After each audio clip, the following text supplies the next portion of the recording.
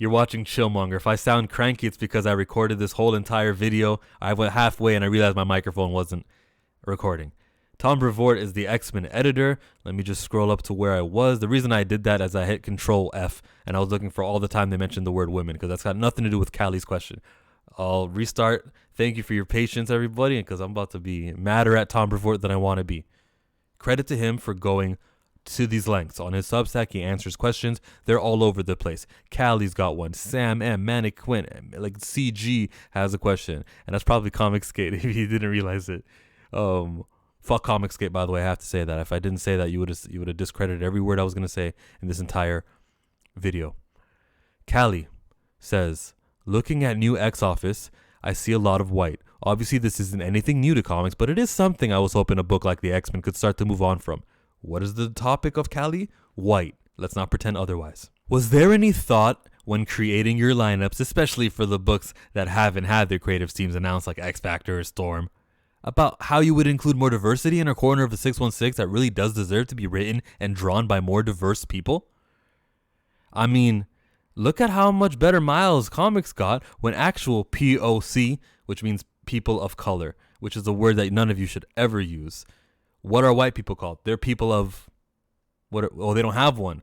Okay, so that's just exists to otherize everyone else who's not white.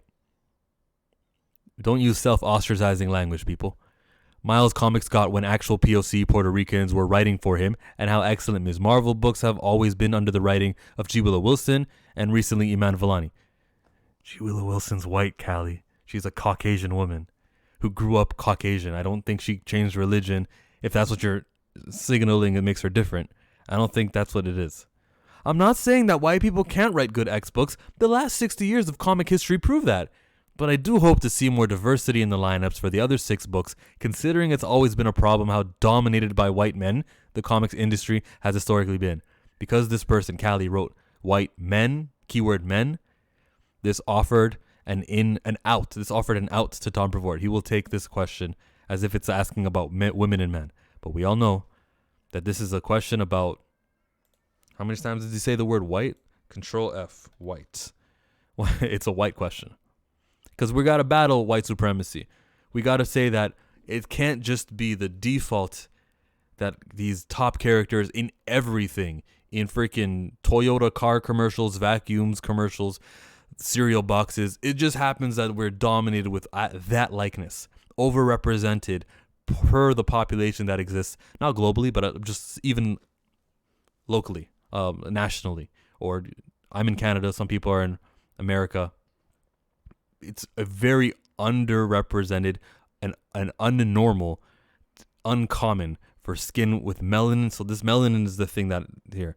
So the sun hit my ancestors well, and that was transferred down to myself, to other people, That's how it works, right?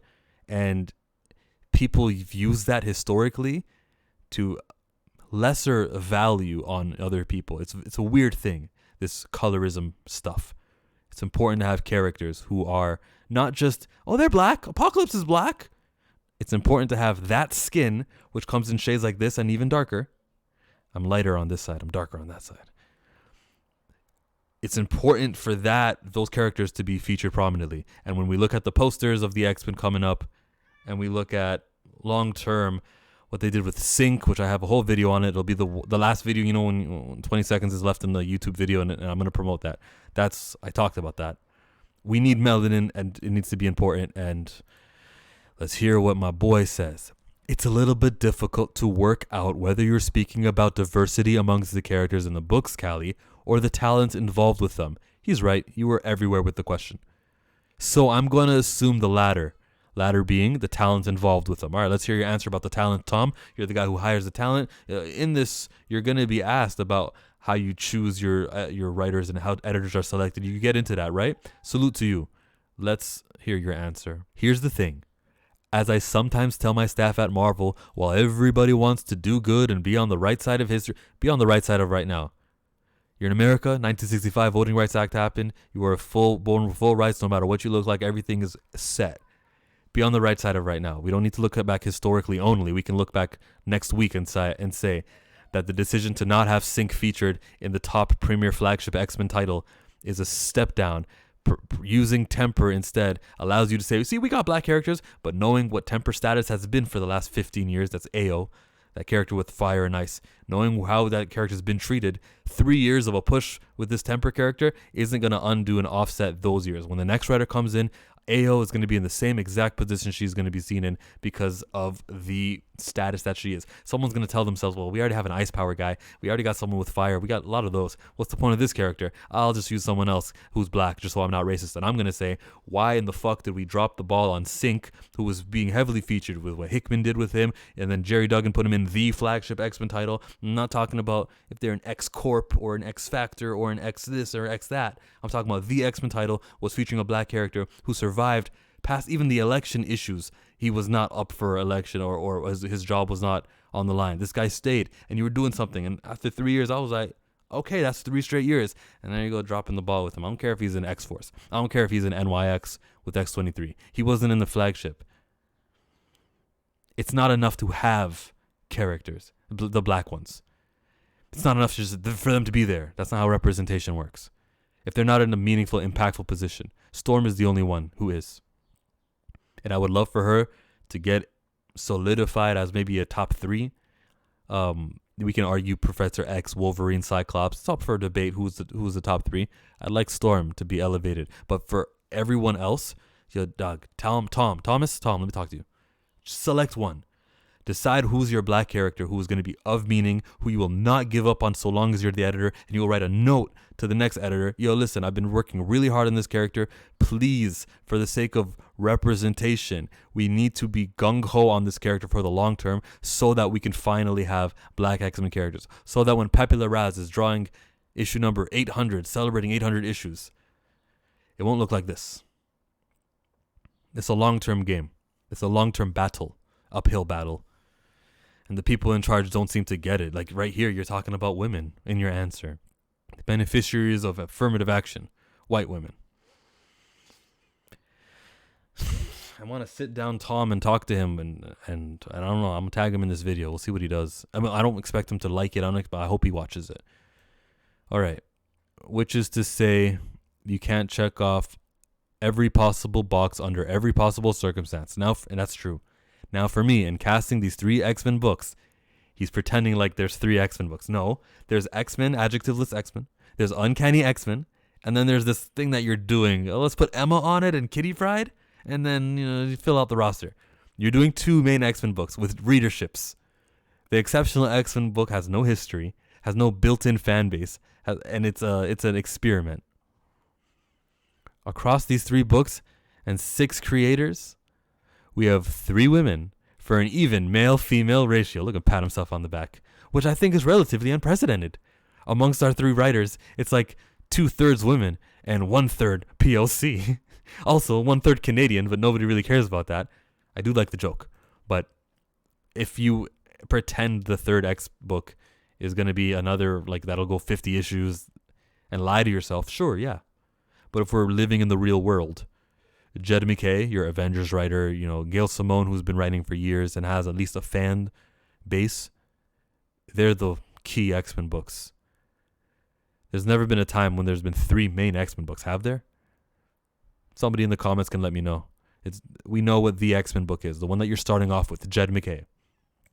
And I would love for Sync to be there, as opposed to, no, we got Temper, don't worry, we're not being racist. I'm looking at it like the start and stops. The shuffling of black characters, so we can never get one. We have one. We have Storm. So we can never get 2 in that top 10 position. So I feel like it's a relatively good spread. Callie was not asking you about the spread of male and females. That's not what her question was. Beyond that, we haven't announced the remaining titles yet, nor who's working on them. So there, you're just going to have to wait and see. So you're basically saying, enjoy these crumbs. These other titles. I don't think Callie was right to ask about the other titles. I don't think that he's right in going, look, the other titles will be diverse. I don't care if everyone's black and everyone is a woman in the other titles. Jed McKay is the X-Men title. That is the flagship. That is where the value is. It's where the money resides. It's where the reverence from the fans, The attention is. Impress me and pat yourself on the back when Eve Ewing is your head X-writer. But honestly, while you are right, and it's always good to have a range of backgrounds and experiences in the mix when you talk about a line of titles like this, the paramount element of importance to me is always whether I think that the person in question can do the job and carry out the mission successfully. I would like for you to get to a point, Tom, where you can think Eve Ewing can do the job successfully of adjectiveless X-Men, of uncanny X-Men. And to every other editor who may be watching this video, you're not all watching this video. Eve Ewing can do Avengers, Amazing Spider-Man. Brian Edward Hill can do Avengers. Christopher Priest can do. Jeffrey Thorne can do Fantastic Four. And you're not doing that. You're doing, hey, do this tie-in comic book. You can do Blade. Hey, we got a limited series. Check this out. We got so-and-so there. You got characters who are always there. And I'm not talking about Vision and Doctor Strange. I'm talking about Cap, Hulk, Thor. And you guys are not giving Jeffrey Thorne, what's his name? Rodney Barnes. I don't see those hirees. I see Rodney Barnes doing the Star Wars books where he's just got to watch the show and put it in a word balloon. Come on, guys. Come on, Marvel. But Tom, this is not it. You have a long time to do whatever you want. In your main flagship title, Jed MacKay is going to be working with these 7 X-Men mutants that we saw in the cover. It doesn't mean that there can't be an 8th that's added a little bit later, and you go long with Sync.